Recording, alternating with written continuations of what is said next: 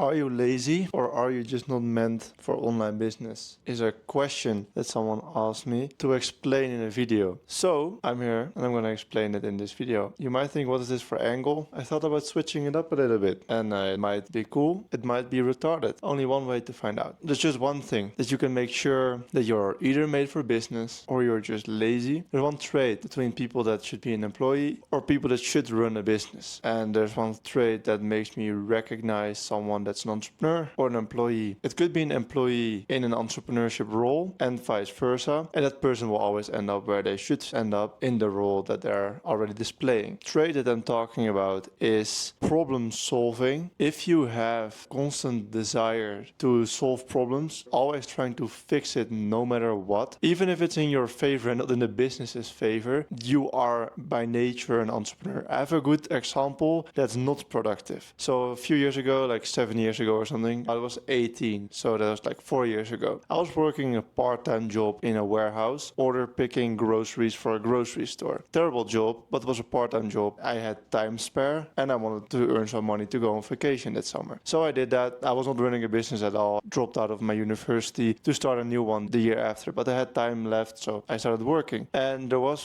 one way how I was so efficient. It was solving a problem for me. So I am super lazy. From nature, I'm a super lazy person. So what did I do? I figured out a way that I could listen to music whilst I was not allowed to and do as least work as possible. I was not meant to do the least work possible, but I'm trying to solve problems. And my problem was, okay, I'm lazy. I don't want to do this work. I do want to have the money and I want to listen to music. I had like a headset on my ear. I needed to wear that to hear the orders. Like they would tell me 7B and I would write with my little card along like the path, whatever it was, alongside the groceries that were lined up in a big warehouse. 7B, and I had to pack like a big box of biscuits and I had to put it on my pallet, whatever it's called. And then 12C, and then I go, okay, next pack of cookies or whatever, and I put it on my thing. So that was in my headset, like it was completely covering my ear. And what I figured is that I couldn't put in my AirPod to listen to music, was not allowed, because you could make a crash or something with one of the other cars that was driving around. I found a way to turn my AirPod, this was the AirPods 2, so this is not the one with noise cancellation, this was the old one, because it was in 2020, I believe, so I didn't have the noise cancelling one yet. So I turned the AirPod upside down, still put it in my ear to make it fit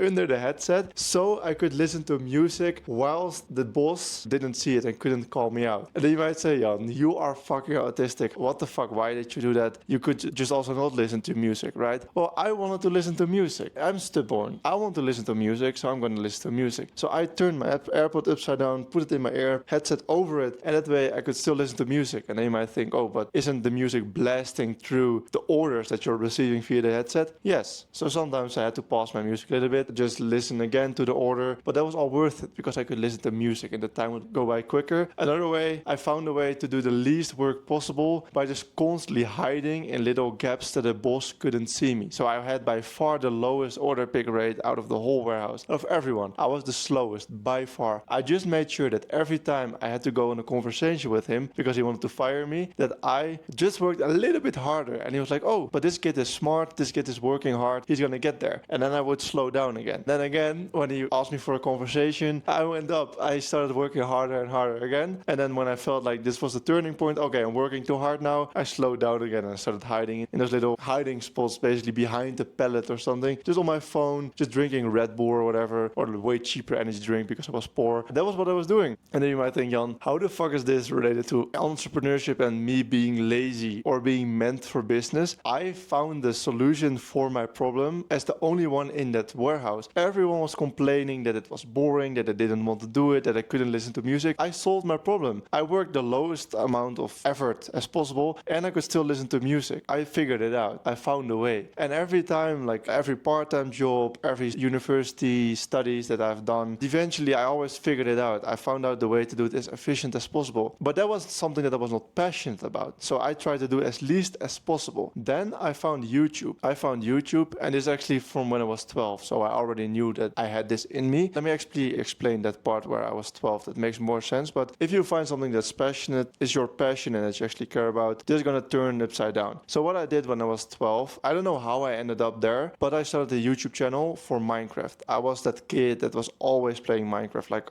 always. I'm trying to play out my creativity. I don't know why I was doing it. I had a Minecraft channel as a young kid, and those videos are still on YouTube, I believe. Yeah, a bunch of them. It was in Dutch, so you wouldn't understand. But as a young kid, I was making Minecraft YouTube videos. And what has that to do with being lazy or being an entrepreneur? I went to bed at 12 a.m. Yes, 12 a.m. And I set an alarm for 2 a.m. You can ask my mom if this is true. This actually happened. I was a 12-year-old kid, by the way. I would record that video at 8 p.m. after coming home from school, football training, after dinner, whatever I was doing, making homework. At 8 p.m. I would record a Minecraft video. I would edit it myself till like 10 p.m. or something, maybe 11 p.m. I would get ready for bed. I put it in the render. I went to sleep at 12 a.m. And I remember vividly that I would put an alarm for 2 a.m. when I couldn't make it. Of course, when I could, I want to do it earlier, but sometimes I had to put an alarm for 2 a.m. to put a video and upload. The render was done in 2 hours, and then I had to upload it because I had to leave for school at 7 a.m. So I couldn't do it like, I could wake up at 4 a.m., but I didn't want to. I put an alarm at 2 a.m. to upload the video, and then I go back to sleep. And then when I woke up at like 6:30 or 7 a.m., whatever, I put a video, it was done and scheduled, and I go to school. And when I come home, I do the same thing again. I was uploading daily. Then you might still ask me, like, what does that has to do with entrepreneurship and being lazy? Well, that kid, that 12-year-old kid, is the same person as that guy 6 years later in a part-time job doing as least as possible. I guess you just have the entrepreneur in you already. You have to trigger it with something passionately. Now again, it's 3:30 p.m. I started work at 6:30 a.m. and I had a massive hangover because I had some beers last night, whatever, not relevant. I had a massive hangover. I could moan about it. I could complain and say, oh, I have such a tough life. No, I downed a full Monster energy drink to give me some caffeine, to give me some energy. I drank a bunch of water so the alcohol is flushed out of my body. And I had a meeting at 8 a.m. A consulting meeting, very important. And I crushed it. It went amazing. I got hired for the job and it's going to make me a bunch of money in 3 months, I believe. And I crushed it. I solved my problem. Solved the hangover problem, drinking a bunch of water, drinking some caffeine. That's now wearing down, so I'm getting tired and I will go to bed on time. I solved my problem. But the lazy guy would say, oh, I will cancel the meeting. I can't do it. I have a hangover. Solve the problem. But the only reason why I cared enough to solve it is because it's about something that I'm passionate about. If this was my part-time job, I would have called in sick. I would have said, hey, I can't come today, I'm sick. But this is something that I care about and it's for my own benefit, so I'm working for it. So I guess that's the answer to the question, how to know if you're an entrepreneur. If this resonates with you, if you have the same stories in some regard, then I guess you know the answer already. Thanks for watching. Don't have anything to sell you. I will now stand up to turn the camera off. You can subscribe if you want more of these weird ass videos, and I will see you in the next one.